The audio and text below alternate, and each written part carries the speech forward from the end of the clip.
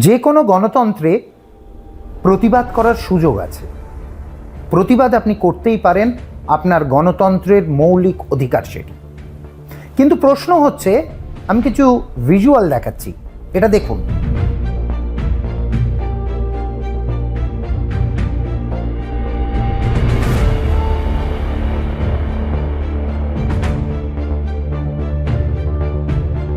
নিটের full form কি? বন্দের মাতরম। নিটের ফুল ফর্মটা কি? বন্দের মাতরম। সেটা বন্দে মাতরম। বন্দের মাতরম। এই যে ভিজুয়ালটা এতক্ষণ ধরে দেখলেন, এতে কি কোনোভাবে মনে হলো যে এরা ছাত্র আন্দোলন করতে এসছে? অন্তত মুখগুলোর দিকে ভালো করে দেখুন, কারা তারা, কি চায় তারা।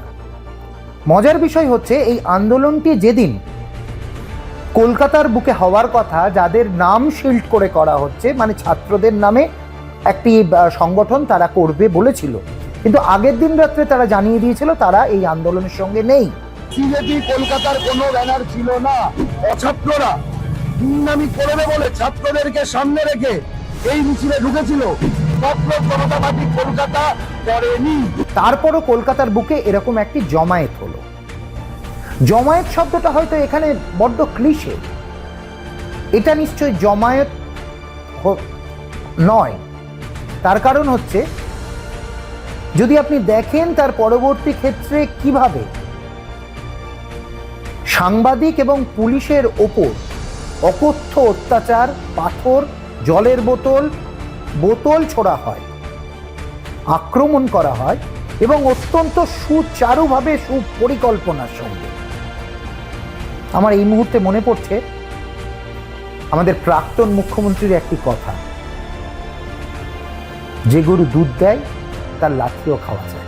আমি তো মুসলিমদের তোষণ করি 100 বার যাবো, যে গরু দুধ দেয় তার লাঠি খাওয়া উচিত। সেগুড়ে বালিয়া। এখন সরকার শ্যামাপ্রসাদের সরকার, এখন সরকার ভারতীয় জনতা পার্টির সরকার। এখানকার মুখ্যমন্ত্রীর নাম শ্রী শুভেন্দু অধিকারী। বাংলা ভাষা বাংলাতেই বললাম, যারা এই ধরনের আন্দোলন করার চেষ্টা করে মানুষকে ব্যতিব্যস্ত করছেন, আন্দোলনের নামে ভাঙচুর, সরকারি সম্পত্তি নষ্ট, পুলিশ প্রশাসনের গায়ে হাত দেওয়া এবং গণতন্ত্রের চতুর্থ স্তম্ভ সাংবাদিকদের গায়ে যারা হাত দিয়েছেন। শুনুন, এবার আপনার কাছে প্রশ্ন হতেই পারে যে সাংবাদিক আক্রমণ পশ্চিমবঙ্গে নতুন নয়, 100 বার।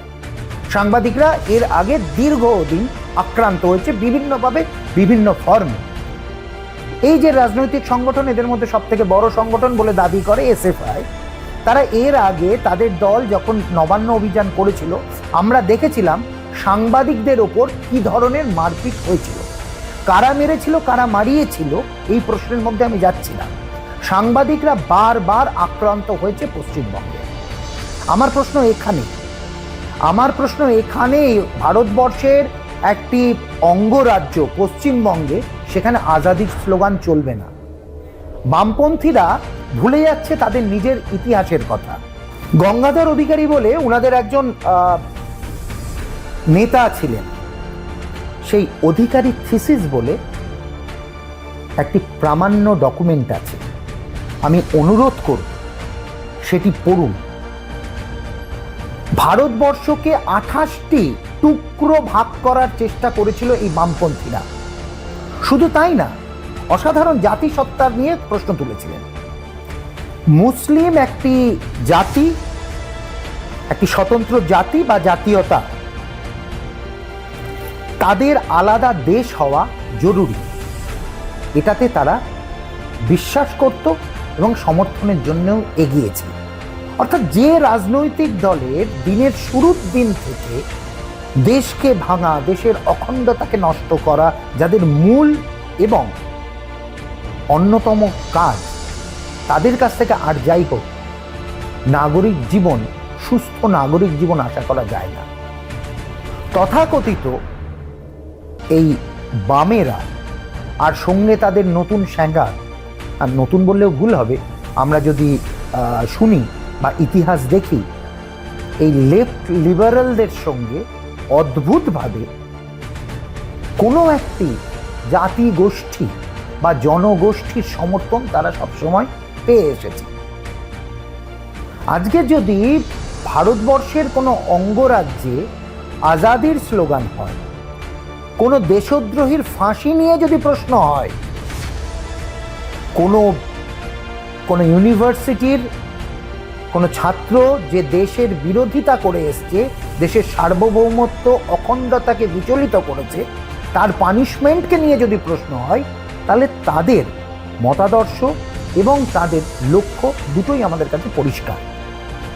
আমি এক ঝলকে এখন অবধি আমরা 70 জনকে চিহ্নিত করতে পেরেছেন সরকার। তাদের মধ্যে 14 জনকে অ্যারেস্ট করা হয়েছে যতক্ষণ আমি ভিডিও করছি ততক্ষণ অবধি। তাদের মধ্যে মোহাম্মদ আফরোজ, শাহবাজ খান, মোহাম্মদ সালমান হুসেন, মোহাম্মদ জাহিরুদ্দিন মাল, মোহাম্মদ মঈনুদ্দিন, ইরফান খুরশেদ, মোহাম্মদ আলমগীর, ইমরান আহমেদ, খালিদ রেজা, জমির আহমেদ, মোহাসিন খান, দীপক ভৌমিক, মোহাম্মদ আজাদ ও আরো অনেক। দেখুন, এবার আপনারা বলবেন নামে কি এসে যায়? সত্যি তাই, নামে কিচ্ছু এসে যায় না। কিন্তু অদ্ভুতভাবে ঘটনাচক্রে আমরা বারবার দেখছি যে চক্র আমাদের একবারেই বৃত্ত যখন আঁকতে যাচ্ছি, সরল রেখা আঁকতে গেলেও এটা বৃত্তের মতন একটি বিন্দু, শেষের বিন্দুটি এক জায়গায় এসে দাঁড়াচ্ছে। কেন বলুন তো? এরা কারা?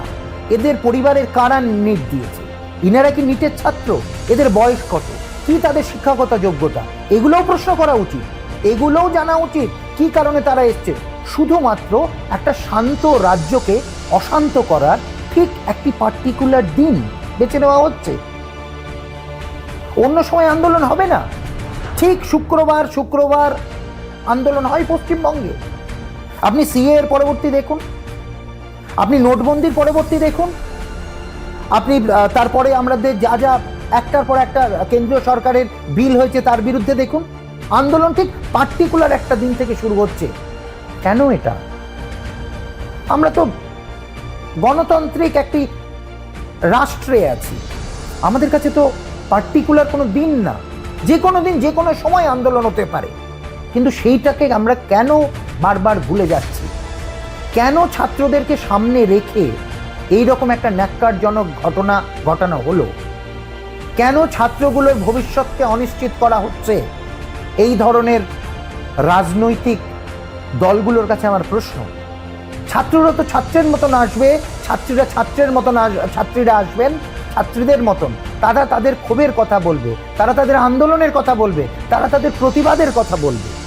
কিন্তু তাদের আন্দোলন এবং প্রতিবাদকে সামনে রেখে যারা পেছন থেকে এই জাতীয় কাজগুলো করছে, তাদের কাছে আমার একটাই প্রশ্ন, এগুলো বন্ধ করুন। পশ্চিমবঙ্গ এখন বদলে গেছে। গুন্ডা দমন আইনে এমন ব্যবস্থা নেব যাতে একদিন নয়, এই গুন্ডাদের 3 পুরুষ মনে রাখে। মুখ্যমন্ত্রীর নাম শুভেন্দু অধিকারী, আর আমি মাননীয় মুখ্যমন্ত্রীর কাছে অনুরোধ করব, আপনি যে বলছেন 3 প্রজন্ম ভুগবে, সত্যি যেন এরা ভোগে। এদের পরিবারকে সামনে রেখে কেউ বলছে বাড়ি থেকে খেলা দেখতে গেছে, কেউ বলছে ও পড়াশুনো করে না, তা সত্ত্বেও গেছে। এত বেশি এনাদের শিক্ষায় আগ্রহ, এটা সত্যি দেখা উচিত মাননীয় মুখ্যমন্ত্রী, কেন তারা গেছেন। এবং আর একটা কথা মাথায় রাখবেন, দিন বদলেছে, পরিস্থিতি বদলেছে, শুধরে যান, নইলে সিস্টেম শুধরে দেবে। ভালো থাকবেন।